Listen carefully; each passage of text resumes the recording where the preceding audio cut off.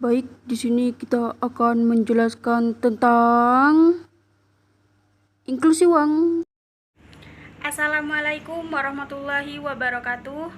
Perkenalkan, nama saya Elisa Helma Hairani, NIM 200803102020, Prodi D3 Administrasi Keuangan, Universitas Jember.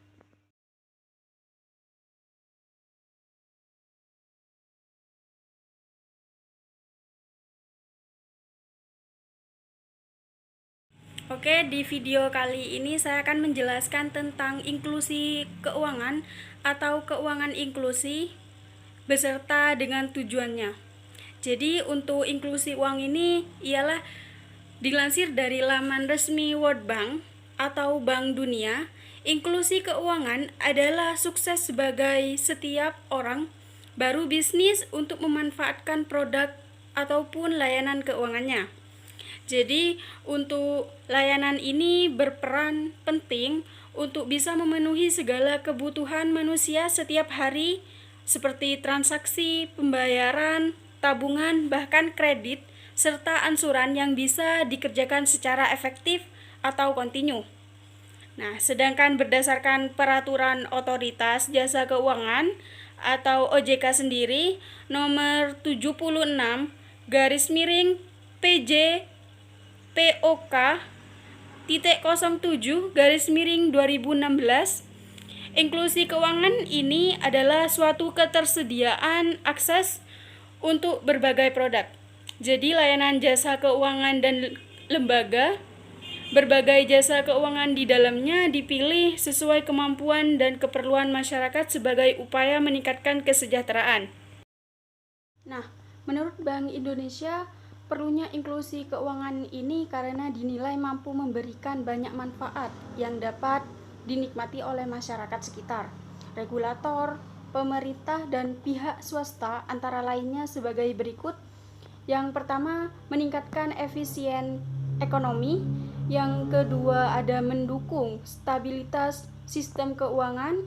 Yang ketiga, ada mengurangi shadow banking atau imperishable funds. Yang keempat, ada mendukung pendalaman pasar keuangan.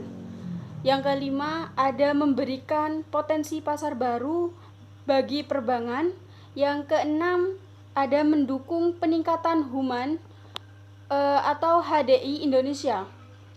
Yang terakhir, ada berkontribusi positif terhadap pertumbuhan ekonomi lokal dan nasional yang situasinya dan berkelanjutan. Nah, inklusi keuangan ini juga mengalami peningkatan. Akan tetapi, meski telah mengalami peningkatan, ternyata inklusi keuangan di Indonesia masih dinilai rendah jika dibandingkan dengan negara-negara tetangga.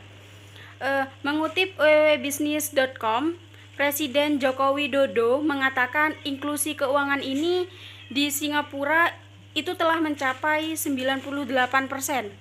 Malaysia 80%, Thailand 82%. Nah, jadi kita masih di bawah mereka sedikit.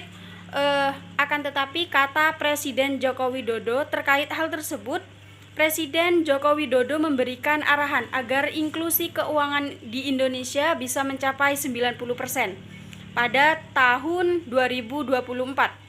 Nah, jadi untuk Iskandar Simorangking selaku Deputi Bidang Koordinasi Ekonomi Makro dan Keuangan Kementerian Koordinator Perekonomian, Inklusi Keuangan, juga Koordinator Perekonomian mengatakan indeks inklusi keuangan pada 2019 masih berada pada posisi 76,2%.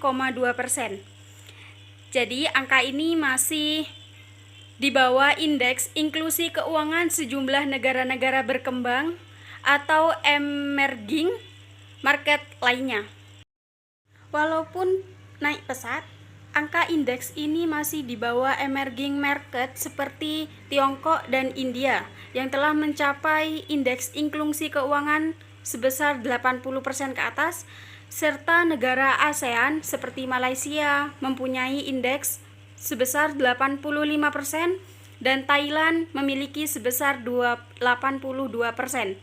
Pada 2017, menurut Global Index, ujar Iskandar dalam pembukaan kegiatan Bulan Inklusi Keuangan 2020 saat ini secara virtual, Senin pada tanggal 5 Oktober 2020. Sobat, itulah asal mula dari inklusi keuangan pada posisi inklusi keuangan Indonesia. Jadi, semoga target pemerintah terhadap inklusi keuangan di Indonesia ini yang mencapai 90% di tahun 2004 bisa tercapai. Jadi, kita bisa simpulkan bersama pada inklusi keuangan ini ialah suatu kondisi yang memungkinkan setiap orang untuk bisa mempunyai akses dalam memanfaatkan produk atau layanan jasa keuangan seperti melakukan pinjaman asuransi atau tabungan, serta memanfaatkan produk-produk transaksi digital seperti m-banking atau uang elektronik perusahaan tertentu. Nah, selanjutnya ada tujuan dari inklusi keuangan atau keuangan inklusi.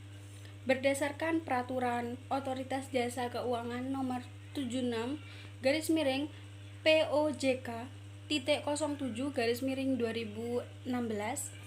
setidaknya terdapat 4 tujuan inklusi keuangan atau keuangan inklusi. Yang pertama, untuk meningkatkan akses masyarakat pada suatu produk, lembaga atau layanan jasa keuangan. Yang kedua, untuk menyediakan produk atau layanan jasa keuangan PUJK atau pelaku usaha jasa keuangan. Yang ketiga, ada meningkatkan produk atau layanan jasa keuangan yang bisa disesuaikan dengan kemampuan dan keperluan masyarakat luas.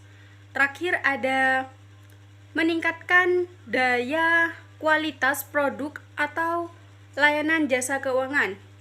Jadi, kita dapat simpulkan dari ketiga tujuan dari inklusi keuangan yang saya jelaskan tadi, bisa kita simpulkan bahwa tujuan utama dari inklusi keuangan ialah demi menghindari adanya ketimpangan ekonomi di berbagai lapisan masyarakat.